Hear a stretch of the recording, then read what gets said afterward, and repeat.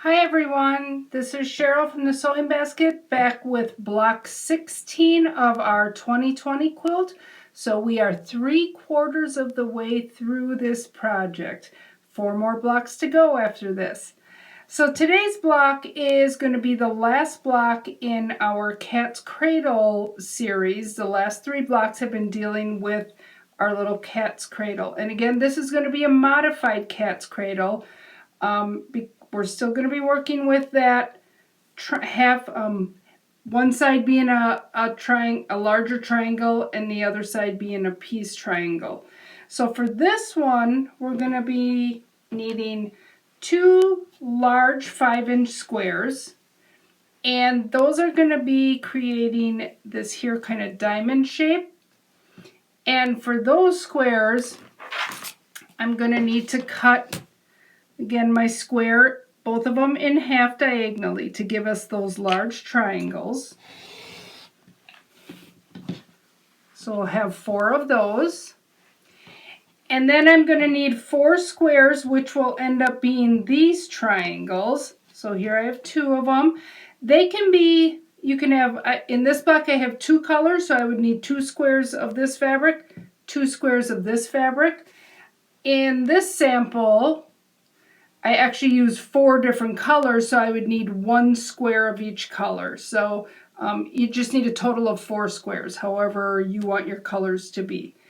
And then for these pieces out here, I need coordinating rectangles for whatever my fabrics are in the middle. So again, with this one, I needed 4 rectangles, all 4 of them different colors, coordinating with my square.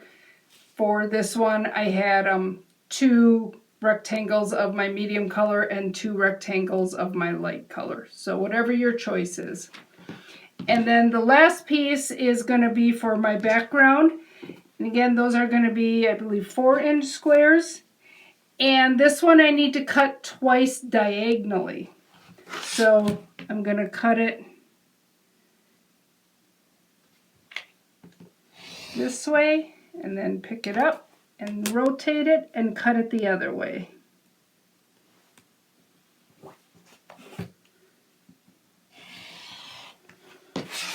So that's going to give me 4 triangles. I would have 2 squares for a total of 8 triangles.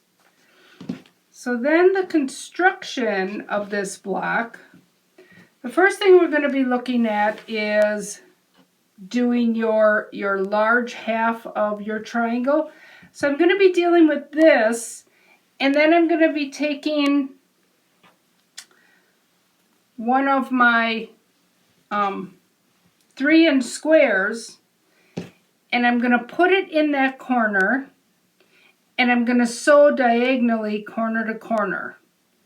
And then when I flip it open, so basically I'm just chopping off, I'm making an angled triangle versus, we've done the angled rectangles and the angled squares. This is going to be an angled triangle. So I'm just making the end of this large triangle be a different color. So once I'm done sewing that, then I can come back and trim that off. So it's going to give me those pieces. So I'm going to do that with all 4 of my large triangles. I'm going to be angling off that corner point. Once I have those pieces done, I need to take this rectangle. And you remember in the last block, this basically was like a square, and we added our background pieces onto it. And then in order to finish this square, I had to add a little triangle on there to complete that block. With this one, we're going to have this rectangle, and I'm going to be adding these triangles the same way, but I'm going to leave this rectangle extended, and we'll be creating the remaining corner of this block when we do our trimming. So we're just going to leave that there. So it's going to end up, once you have your 2 pieces sewn together, you're going to end up with 4 blocks that look like this. All right, so I'm going to sew all my blocks together, and then I'll come back and we'll talk about trimming.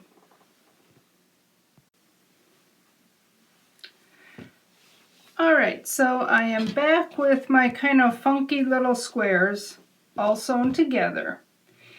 And now to rearrange them, I'm always going to have my small little triangle to the center.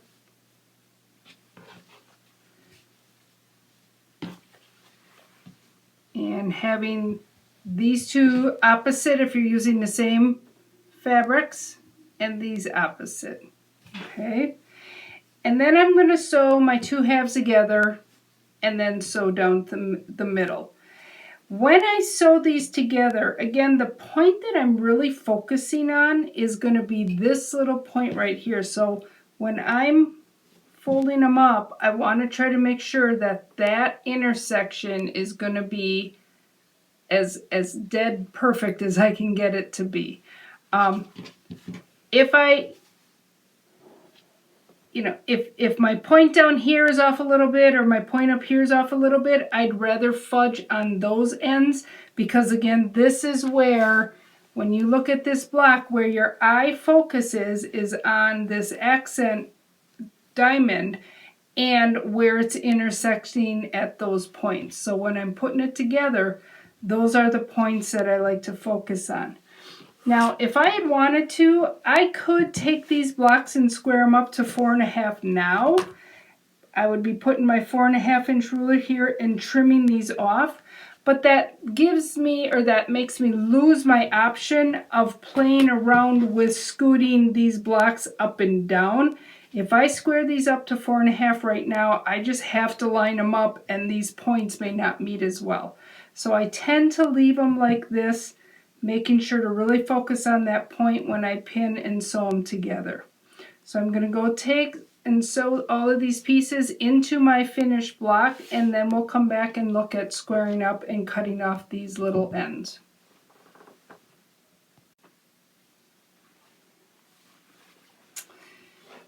Alright, so here I'm back. I have my block all sewn together. Again, I really focused on where that purple and the print points meet to try to get that as straight as possible. So now I need to square up my full block. And again, these blocks get squared up to 8.5. So what I'm going to be doing is, because I don't have any side right now that I know is a square side, so I'm going to be using my center lines as to line things up with my ruler. So from my center line, I want to be 4.25 inches that way and 4.25 inches this way. So I need to find that 4.25 inch line on my ruler. So that's going to be right here, and I'm just going to put that going down my center line this way. And then I need to find my other 4.25 here and line that one up with my horizontal seam. So I'm just going to double check in a couple spots that I got that line straight here and my 4.25 straight here. I'm also going to double check at my 8.5 that I have a little something to trim off all the way around. All right. So now I can trim these two sides.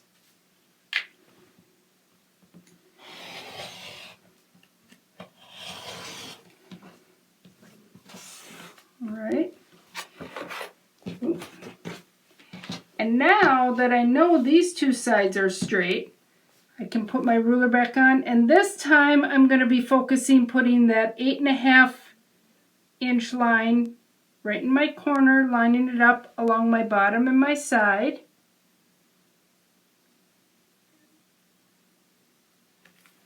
And then I can trim off my remaining two sides.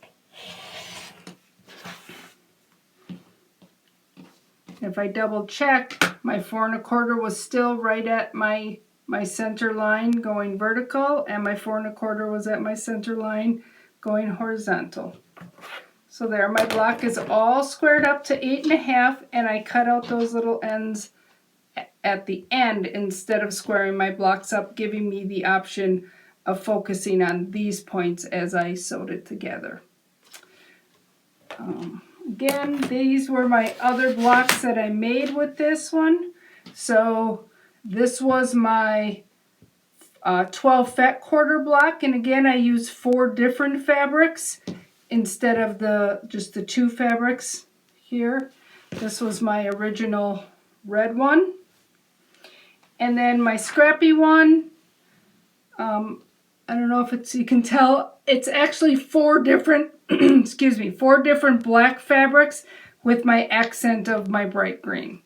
So you just have a choice of doing it whichever way you like. Have fun. Bye.